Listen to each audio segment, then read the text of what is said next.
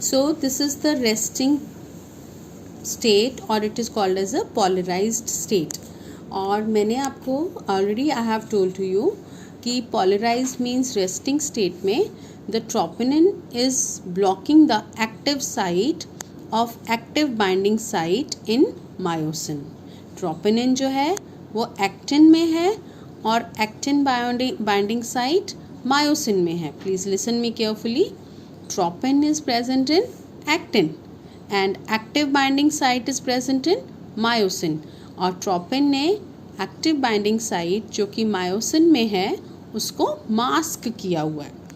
पर जब positive terminal अंदर आ जाते हैं और नेगेटिव टर्मिनल बाहर आ जाते हैं, देखो जब पॉजिटिव टर्मिनल अंदर आ गए और नेगेटिव टर्मिनल बाहर आ गए, तब क्या होता है कि तब ध्यान से प्लीज़ सुनो बच्चा कि I have already told you that this is a complete cell और कंप्लीट सेल के अंदर एंडोप्लाज्मिक रेटिकुलम है जिसको हम sarcoplasmic reticulum we say. Okay, और सार्कोप्लाज्मिक रेटिकुलम में there is a large amount of calcium ion. Okay, अभी यहाँ तक रखो. नाउ सेकेंड स्टेप देखो बेटा, this is a nerve fibre neuron, ये आपने पढ़ा हुआ है क्लास 10th में. And this is axon and this is the end plate of axon. This you have already done in class 10th. And axon release a neurotransmitter what we call acetylcholine. This also you have studied in class 10th. Acetylcholine, what it do, it combines with the sarcolemma. And when it combines with the sarcolemma, the negative terminal comes outside and positive terminal comes inside. And this is a state which is called as a depolarized state. That leads to the change in the permeability of sarcolemma. Sarcolemma क्या है? इस cell की membrane, जो plasma membrane है, plasma membrane को हम muscle cell में sarcolemma कहते हैं. ओके, अब यहाँ पर क्या है कि this change in the polarization is called as a action potential. What is it called as a action potential? वो क्या था? resting potential. ये है action potential. वो था polarized state. ये है depolarized state. Okay? जब यहाँ से endoplasmic reticulum calcium ions release करने लग जाएंगे तो क्या होगा? This will come to the next state.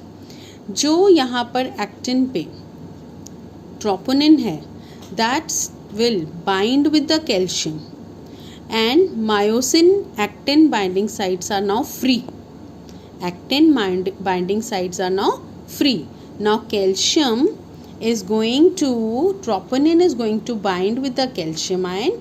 Because of this, active site of actin binding sites are free.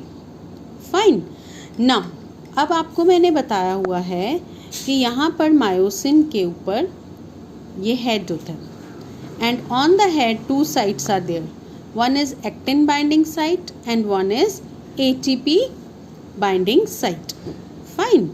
अब जब यहाँ पर अनमास्क हो गया, ट्रोपोनिन ने एक्टिन बाइंडिंग साइट को फ्री कर दिया और फ्री करने के लिए यहाँ से इसका ब्रेक ऑफ क्रॉस ब्रिज होगा यहाँ पर. तो for the breaking of cross bridge energy is needed. अब ATP gets hydrolyzed to ADP plus PI. जब भी ADP ब्रेकअप होता है तो ब्रेकअप होते ADP plus PI रिलीज होता है and that release leads to the release of energy. So for this process magnesium ion is required. Is this thing clear to you? So I am explaining you again. What is happening over here is that when calcium ion binds with the troponin, at that time what happened, that calcium ions bind with troponin. अब उससे क्या होगा कि actin site की unmasking हो गई. Unmasking होने के कारण जो मायोसिन है, now actin binding site is free. Fine. What now the myosin is going to do? Myosin is going to do a power stroke. Power stroke कैसे कि पहले ये यहाँ था इसका हेड, अब वो रोटेट होके यहाँ चला गया. जब वो रोटेट होके यहाँ चला गया, that is called power stroke, and this is the rotatory movement of the head of the myosin. जब पावर स्ट्रोक हुआ तो देखो पहले actin was in this position, okay, and this is the Z line. अब actin क्या हो गया, आगे आ गया, और आगे आने से जेड पोजीशन जो पहले यहाँ थी, now it has come to this, fine. और आगे आने के बाद फिर मायोसिन दोबारा से इसके साथ कंबाइन हो जाता है. That is called again as a relaxed position. Is it clear?